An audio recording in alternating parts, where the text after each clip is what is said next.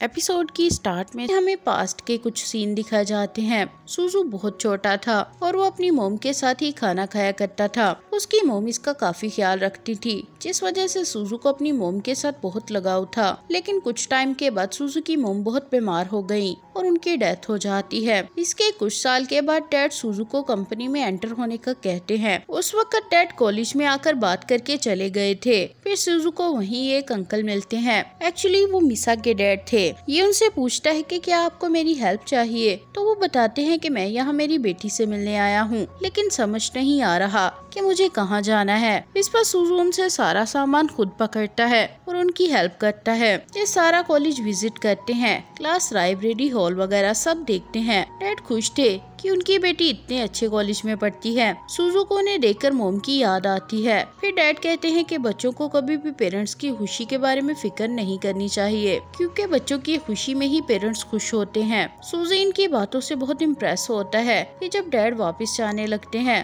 तो इसे कुछ कैंडीज देते हैं। सुजू चुपचाप ले लेता है। फिर ये अपनी बेटी मिसा की पिक्चर दिखाते हैं और उस दिन से ही सुजू को मिसा से लगाव हो गया था। फिर कॉलेज से निकलने के बाद जब सुजू कंपनी में एंटर होता है तो इसे वहाँ भी मिसा दिखाई देती है। वो चोरी चोरी सिर्फ उस पर नजर रखने लगता है। फिर इसे इसकी शादी की खबर मिलती है और कुछ टाइम बाद ही पता चलता है कि मिसा को कैंसर हो गया। ये सुनकर सुजू काफी परेशान था और कुछ दिन के बाद मिसा की बिल्डिंग से गिरकर डेथ हो जाती है। सुजू ने सारा वाकया देखा था, इसलिए उसके फ्यूनरल पर ही टोमो को अरेस्ट करवा दिया था। फिर सुजू सबके सामने मिसा की अस्थियां उठाकर ले जाता है। अब प्रेजेंट में भी मिसा बिल्डिंग से गिरने वाली थी और ये सब याद रहने पर सुजू टाइम पर पहुंचकर उसे बचा लेता है। अब ये दोनों घर आते हैं। मिसा अपना ड्रेस चेंज करती है और सुजू बाहर खड़ा छींक रहा होता है। एक्चुअली वो बारिश में भीग गए थे और सुजू को कोल्ड हो रहा था। मिसा उसे अंदर बुलाती है और कुछ कपड़े देती है। फिर बताती है कि मैंने टोमो को मना कर दिया था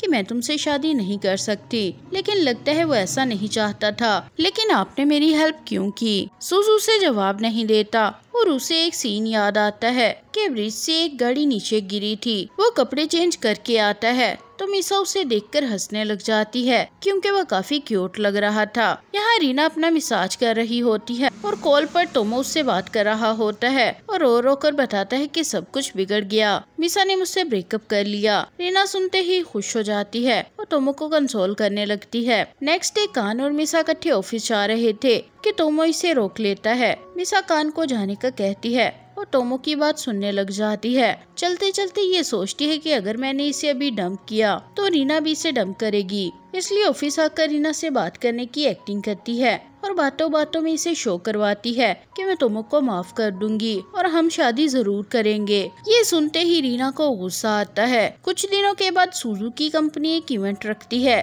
जहाँ शहर के बड़े बड़े बिजनेसमैन को बुलाया जाता है। काफी तरह के खाने बनाए जाते हैं। मिसा भी उस इवेंट में शामिल थी। उसकी नजर कान पर पड़ती है। कान यहाँ की टीम हेड थी। मिसा को याद आता है कि पास्ट लाइफ में इसी इवेंट के बाद बहुत हंगामा हुआ था, जहां पता चला था कि किसी बिजनेसमैन को पीनट से एलर्जी हुई थी और उसका इल्जाम कान पर लगा था। दूसरी तरफ सुजू पीनट से बनी स्वीट्स लाकर किचन में रख देता है ताकि कोई भी उसे ना खाए। मिसा आकर चेक करती है तो सुजू कहता है कि तुम्हें गेस्ट का ख्याल रखना चाहिए। वो वहाँ से चली जाती है और उसके पीछे से सुजू भी निकलता है तो उन्हें टोमो देख लेता है और उसे फिर से शक होने लगता है। वो सीधा सुजू के पास आता है और बदतमीजी से कहता है कि जरा खुद पर काबू रखो, कहीं ऐसा ना हो कि एक गलती तुम्हारा फ्यूचर खराब कर दे। सुजू कहता है कि सीधे सीधे बात करो, तो वो कहता है कि मेरी मिसा से दूर रहो। सुजू कहता है कि तुम तो एक दूसरे को सूट भी नहीं करते। इतना कहकर सुजू चला गया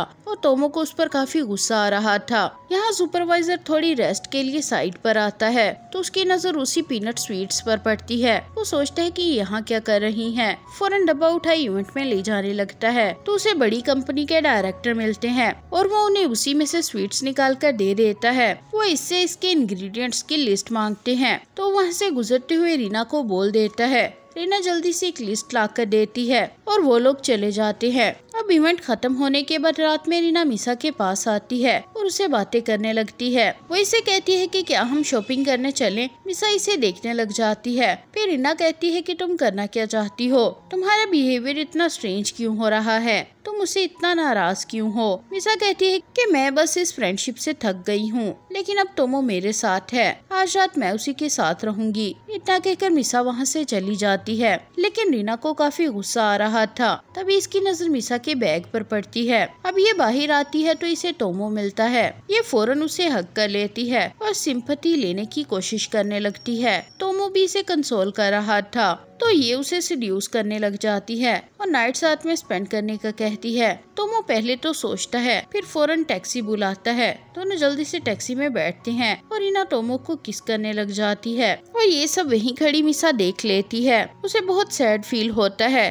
तभी सुजू आकर मिसा के सामने अम्ब्रेला करता है। मिसा उसे देखती है तो वो इसे एक रुमाल देता है और ये एक क्लब में आ जाते हैं। मिसा बातें बताती है कि मैंने जिस शख्स पर खुद से ज्यादा भरोसा किया उसी ने मेरी फ्रेंड के साथ मिलकर मुझे धोखा दिया। सुजू पूछता है कि क्या तुम्हें उसका रिग्रेट है? तो ये कहती है कि बिल्कुल भी नहीं, उल्टा मैं तो काफी खुश हूँ कि मैं आजाद हो गई। इसके बाद मिसा बातें करते करते वहीं सो जाती है। नेक्स्ट डे मिसा की सुजू के घर में आंख खुलती है और ये उसे आकर यहाँ लाने के लिए थैंक्स करती है। सुजू कहता है कि अगर आइंदा कभी भी कोई सैड फीलिंग आए तो मेरे पास आ जाना। मिसा भी खुश होते हुए कहती है कि अब मैं अपनी लाइफ चेंज करना चाहती हूँ और फ्रेंडशिप के लिए दोनों एग्री कर लेते हैं। दूसरी तरफ रीना और तोमो दोनों एक ही बेड पर सोए हुए थे। तोमो को होश आती है तो वो शॉक्ड हो जाता है। वो जल्दी से अपना सारा सामान उठाता है और रूम से भाग जाता है। नेक्स्ट सीन में मिसा कंपनी आती है तो उसे रीना मिलती है। तभी वहाँ तोमो भी आ जाता है। रीना उसे देखते ही कहती है कि क्या तुम्हें रात को नींद अच्छी आई थी? मिसा तो उसके सभी इशारे पहले से ही जानती थी। उसे कंफर्म हो जाता है कि नाइट साथ में स्पेंड कर चुके हैं। नेक्स्ट डे रीना तोमो को ऑफिस में ही सीड्यूस करने लगती है। तोमो इसे मना करता है। तभी कुछ लोग ऑफिस आते हैं और सुपरवाइजर से कहते हैं कि हमारे बॉस को तुम्हारे खाने से एलर्जी हो गई है, हमें वो शख्स चाहिए जिसने गलत इंग्रेडिएंट्स की लिस्ट दी थी। सुपरवाइजर को याद आता है कि वो तो रीना ने दी थी। ये फिर से रीना को बचाने के लिए कान को फंसा देता है। ये लोग उसे बहुत डांटते हैं। इतने में सुजू भी आ जाता है और कहता है कि ये मामला मैं खुद डील करूंगा।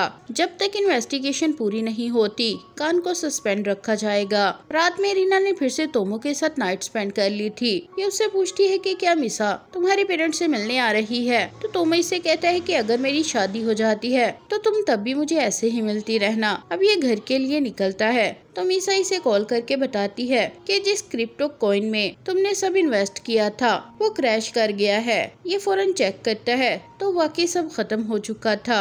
नेक्स्ट डे ये मिसा से मिलता है और बताता है कि मैंने तो इसमें लोन लेकर इन्वेस्ट किया था। मिसा शॉक हो जाती है और फिर इसकी हेल्प के लिए भी मान जाती है। इसके बाद ये रीना के साथ शॉपिंग भी करती है और उसे यही शो करवाती है कि मैं तो बहुत खुश हूँ। और इसे खुश देखकर रीना का गुस्सा आसमान पर जा रहा था।